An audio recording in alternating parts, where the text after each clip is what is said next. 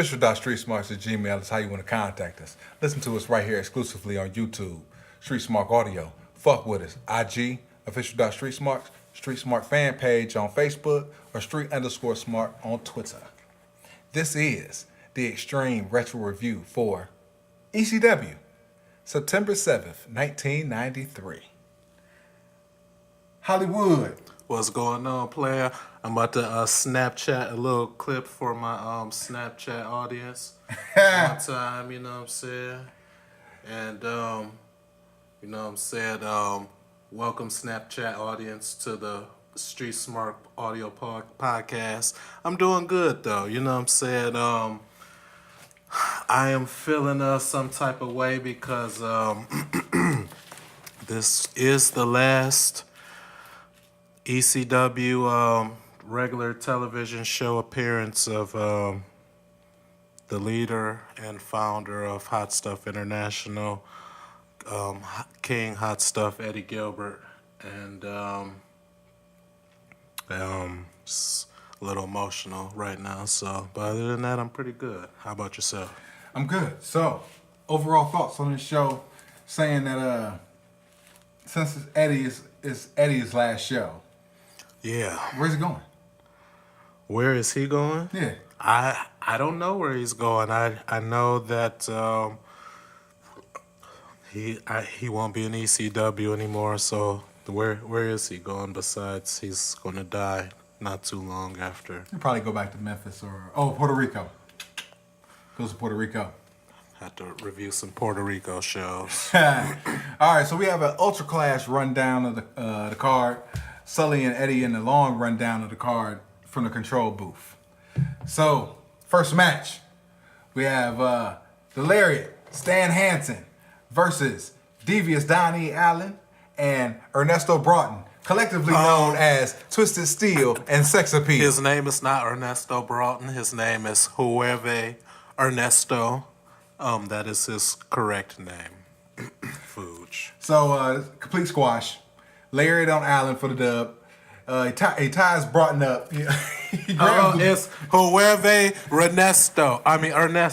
So he grabs Broughton. Ernesto. He grabs the bull rope and he tries to get Broughton. All right. Broughton tries to dip, but he ends up catching him anyway. And he hog ties him around the corner post, and he starts headbutting him like 4 or 5 times.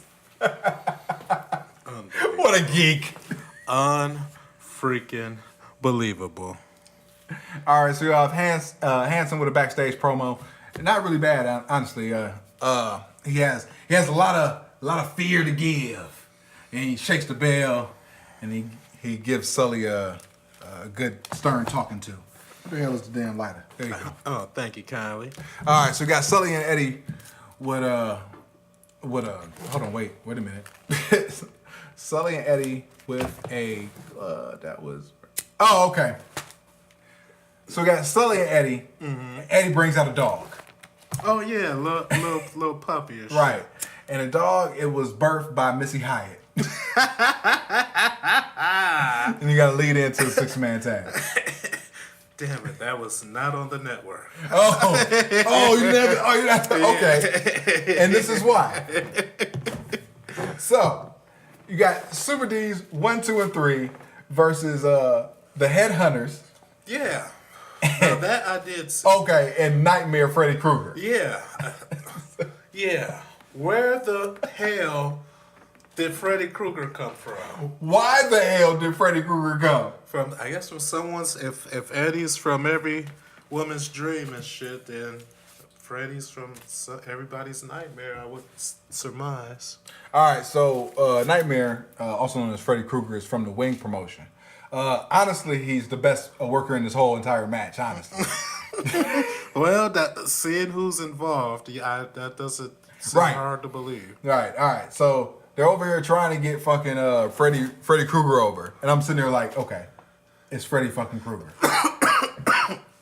How am I supposed to take this fucking promotion serious when they're fucking got Little Abby 1 and 2, Super D 1 and 2, Wild Man Sal, and Freddy Krueger? Keep in mind, Super D number 2 attacked Super D number 1 last week. Okay, and I mean, what the fuck? And I'll explain that because they had already said at the beginning of the match that this match was taped earlier.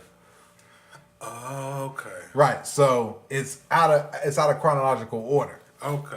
So in an earlier Extreme Retro review, we had spoke about how the shows were out of order and as such, but now it seems like all the shows are in sync. So with this show being out of order, kind of fucks us up. So I get where you're coming from. I had to watch it 3 times to understand what the fuck was going on.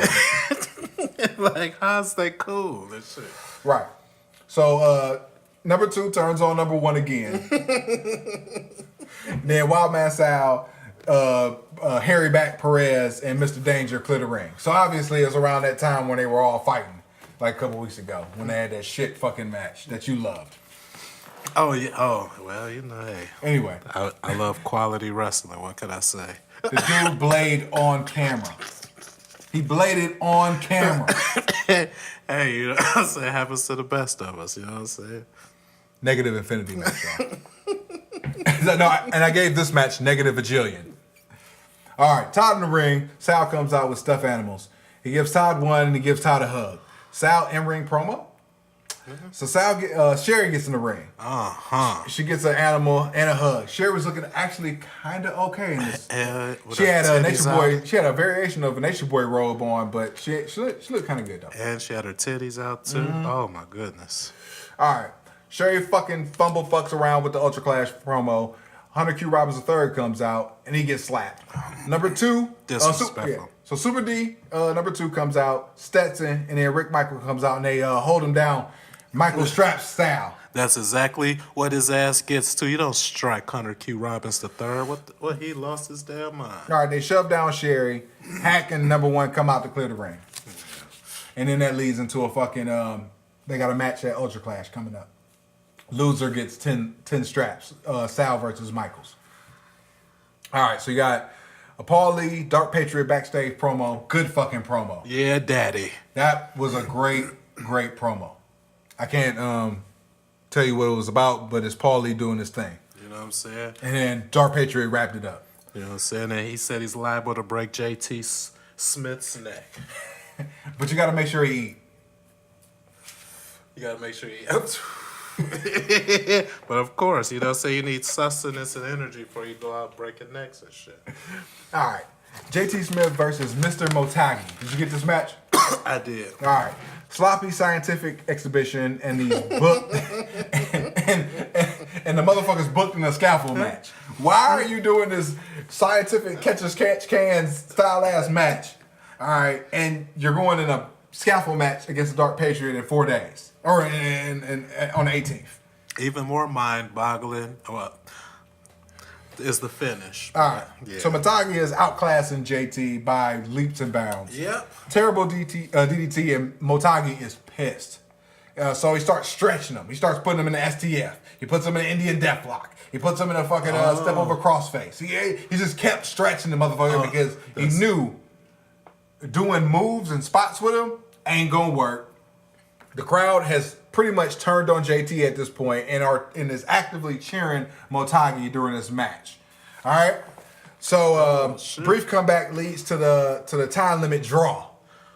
Hot Stuff International runs in, beats on JT. Motagi shows a sign of respect, comes in and helps out JT Smith, clears the ring. Smith was carried to a dud. Yeah, I didn't understand why JT was booked so weak in this match. On top of it, he looked like he got bailed out by the draw because Motagi had hit the dragon suplex. Yes. Then it's 1, 2, then the bell ring and shit. I'm like, why is, you know what I'm saying? JT Smith looked like he barely didn't lose, and he's going into a supposedly high-profile match with the Dark Patriot. Overall, I thought it was a terrible match. Hot Stuff International running in saved it. As we always do. You know what I'm saying? Motagi coming in, showing a sign of respect. Like I said, he did some pretty shitty spin wheel kicks to get them guys out of there. They're trying to play Captain Save-A-Ho. Right. Speaking of Captain Save-A-Ho, Haven't seen Larry Winters around in a while. Yeah, now that you mention it, yeah, where is Big Lay Moulay #1 at and shit? Must have been turfed out. Dang, I didn't even notice it till you said something and shit. All right. So we got a dueling tag tourney final promos between Eddie and DP, and then Silent Hack. They do their respective promos, shilling the match. All right. Tag team tournament final. Wildman Sal Balomo, Hardcore Hack versus the King of Philadelphia, Hot Stuff Eddie Gilbert. He is not just the King of Philadelphia.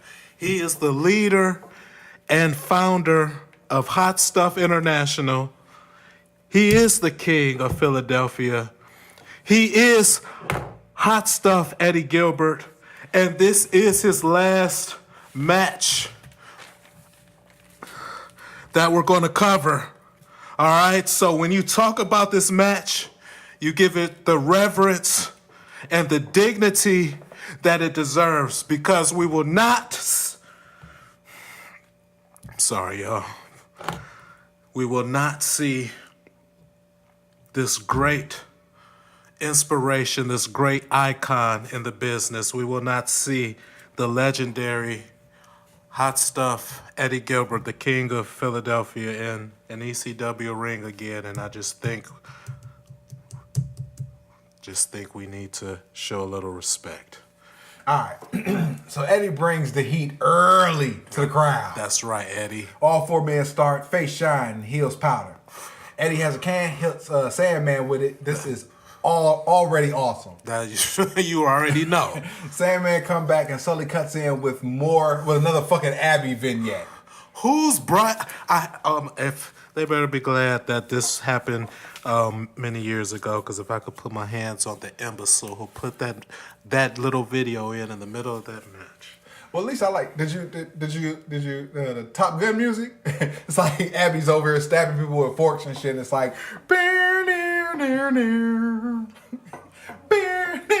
yeah, I like that. Yeah, it was. Right. I was pissed off. It gave me a chance to catch up on my writing. All right, so we back to the match. That's wonderful. Sal gets hit by Paul Lee. Todd's on color now. Holy shit! Paul gives Eddie a chair. Who uses it on Sal? The cheating is amazing in this match. It's like fucking. They're doing every cheat distraction combo in the book. It's called teamwork, not cheating. All right, and Hot Stuff Eddie Gilbert is like strutting in the crowd. He's strutting on the apron and shit. He's doing his thing. He's completely in his element. Oh man. Got a double down, hot tag to Sandman, big comeback, top rope drop kick on Eddie. Woo, man. Visual pin. All right. Mm-hmm. So Paulie runs in with the phone. Yeah. Sandman cuts him off. All right. Paulie slyly slides the phone over to Hot Stuff.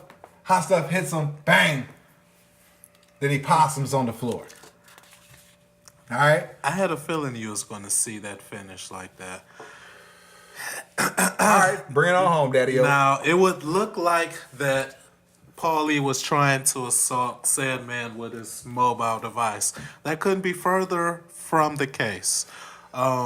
Sandman actually had received a phone call on Paulie's phone. Okay. Paulie, being the good Samaritan that he is, because he lets people take, how many people had a cell phone in 1993? Not me. You know what I'm saying? Me neither. I used to call Taisha Brown on my sister's cell phone.